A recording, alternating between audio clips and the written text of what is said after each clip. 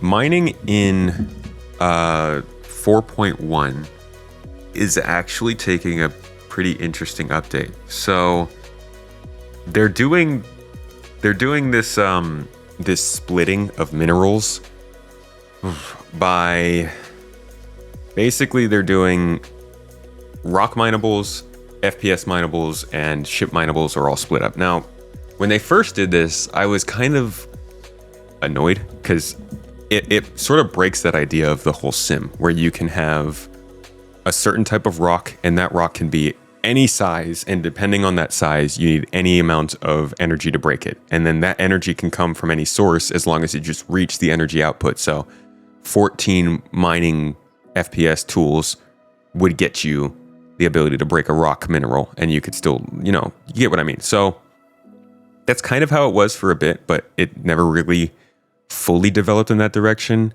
And now it is becoming very distinctly differentiated between the three types of mining. I didn't like it at first, but the more I think about it, since so much of this game is turning towards crafting and resource gathering and the management of resources, it would be really hard to make FPS and rock mining valuable if you could just mine the same stuff in larger formats from the Prospect of the Mole or the Orion or anything like that. So their solution to this then is to create specific minerals for the specific sizes they come in. This way, whenever there's a crafting recipe for 2000 SCU of aphrite, you can't just go out and do it with a prospector. Everybody has to do it with FPS, and you have to find a way to strategize your FPS gameplay to get the best returns. And that makes sense. So this is kind of what they're talking about with splitting it up. I just wanted to give you a run through of what the devs are saying and feedback, how that's going, and you guys can jump in, give it a shot, see what you think. Greetings! In preparation for future systems, we started to prepare the ground vehicle mining and FPS mining gameplay to fit our goals. We split our FPS minables, which are aphrite, dolomite, and hadanite, to not be the minables you will be looking for anymore when you are going mining with your ground vehicle, like the rock. Instead, there are now new minables that are exclusive to the ground vehicles, which are categorized as beginner minables with their own additional difficulty rating. These adjustments have also been done for FPS minables, with more specific available in tonight's patch notes. There are now also 4 dedicated mining heads for the rock that can be bought and exchanged. That's exciting. These tier 0 mining heads, like for the ship, this is the first time they've ever adjusted rock mining with actual, like, they're finally moving beyond just the basic prospector and mole can do things, and we are now seeing gameplay changes for our more peripheral stuff. Thank God, because rock mining's actually kind of fun. I like that. These tier 0 mining, or these size 0 mining heads, like for the ship mining, come with their own bespoke balancing and giving benefits like instability reduction, resistance reduction, optimal charge window parameters, laser power, and more. What we would like to know from you is the following. What difficulty rating would you give each rock? What are the differences you noticed for each mineable? Would you like to spend more or less time mining a ground vehicle or a FPS mineable? Describe in your own words what are the consequences of having the rock reach the red zone. If there is one addition to the ground mining and FPS mining feature, what would it be? This is, I freaking love seeing this, dude. Getting specific feedback on, especially a question like this. Describe in your own words, what are the consequences of having the rock reach the red zone? This is like such a freaking important thing for them to do. Holy crap.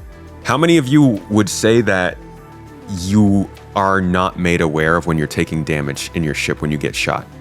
And it's just be so great to have the vehicle team come out and be like, in your own words, describe to us what happens to your ship when you're receiving damage. And everybody could come out and just be like, dude, add these kinds of lights. Can we get these kinds of alerts? Can something give me a heads up warning? I like being able to deliver this kind of feedback because it means that they're actually going to try and attempt to change, like the people who are working on mining. As long as they are focused on the mining, I assume they could take this feedback and help it improve the updates that they do throughout the year continuously. Because this is part of the playability push. This is part of the whole, we're going to fix the game. It's not just the glitches and the bugs and falling through the floor that they need to fix. It's also making sure that the gameplay that they're making specifically for newcomers is intuitive, reliable, and interesting. Okay, so there was a little bit more feedback here. Somebody asked, whoa. Yo, this person made a great post. See, dude. Can we hear it for this? CIG and Merv DeGriff, thank you guys. Thanks for doing this. We appreciate that. That's what you get. Yeah. No, I love seeing just like a good exchange of asking for feedback and getting proper feedback. It's just such a nice change from like people being mad and shouting and stuff. And I get it. Sometimes you gotta shout, but I feel like when I see this, we're seeing the game actively take steps forward, even if it doesn't happen right now. It's at least being recorded. But what I really wanted to get to here was a reply to the whole thread.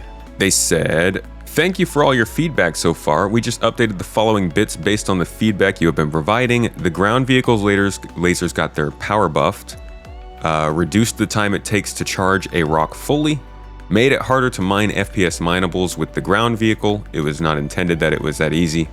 So can you still mine FPS minables with the ground vehicle? Made the difference clearer between expert and beginner minables." Wonder how they did that. We'll have to try some FPS mining out at some point. To give you all a bit of context, the intention for the beginner minables is to introduce resistance, instability, and other parameters on their own, so you can learn how to handle these by either adjusting your mining laser or by your actions. We will introduce more varying minables over time that are more complex, or even rocks that are targeted for expert miners if you fancy a challenge. If you can find Genolite, you will see what I mean with expert rock. Anybody tried this out yet? Given this a go? So it's actually possible that they might, I mean, if we can, okay, here's what I'm thinking. If they're giving us different mining lasers for the rock, before when you tried to mine an FPS mineable with the rock laser, it was too powerful. But if they're giving us different lasers, then there's gonna be some that are limited. And what if they start adding, what are they called? Man. What if they start adding passive components and active components to rocks, so you can even further decrease the level of the least powerful rock mineable? I'm just kind of going off the rails here with speculation. I just like the idea of experimenting and kind of breaking the game a little bit in that sense. But then going back to CitizenCon in the, there's that one scene here. See, like, you got FPS minables, right? You got vehicle minables. Like, how much of that are we going to be able to overlap? Maybe there is more freedom of choice here than I thought. And minables will be in caves and stuff, so most of the time vehicles will not reach them anyway. Yeah, except for scenes like this, where they specifically advertise to us that rocks will be in caves mining alongside FPS. I know it's a trailer, and like, don't maybe trust the trailers, but this is a trailer to show their engine.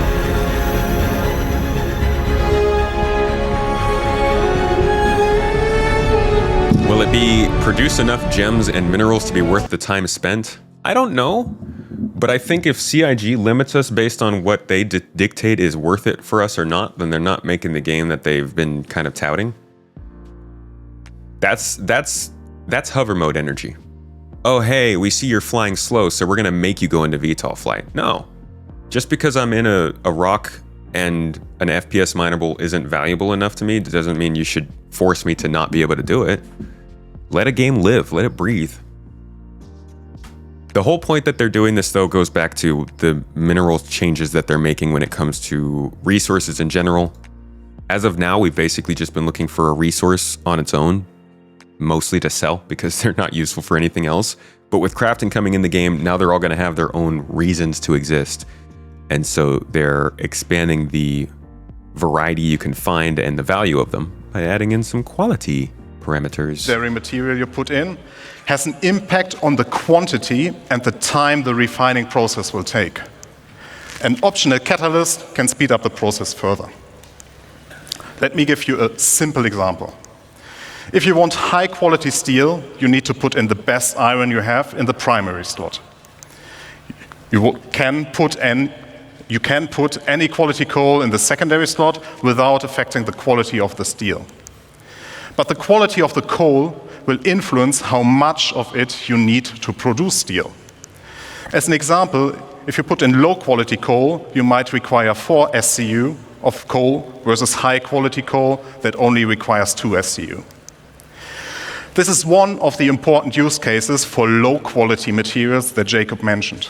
I'm also thinking these catalysts might be something that you craft. They talked about catalysts in refining gameplay. So when we get a mineral and we go to the space station, we drop off the refinery jobs, and then we come back to pick that stuff up. We're going to have to do the same thing when we're refining ourselves, but we'll have to buy or create catalysts that we then throw in to make these minerals and these resources come out better. It's just going to be an interesting system. You can use refining stations in the world as they will be converted to this new process. You can build your own refineries for yourself. You can get your org to help you out. Or you can simply trade for the materials that you need on the open market. Now, we are reaching the final step. You got the blueprints, you gathered resources, and refined materials. Now you can create the item you want. And this item can be anything. You will be able to craft anything from FPS equipment to vehicle components, even entire vehicles and buildings. You just need access to the relevant crafting machine. Crafting is going to be wild. I'm mostly excited, though, to see what this whole resource variety does in terms of quality. It's pretty exciting stuff, especially because a lot of times CIG might be talking about something and then nothing really happens, and you're not sure if it's all just going to come at once. You're kind of sitting in suspense. CIG, how many years? It's nice to see these things happening in real time in front of us in preparation for a system that they laid out a little while ago. This mining change is a pretty significant one. I don't think this is where they just mentioned the log push.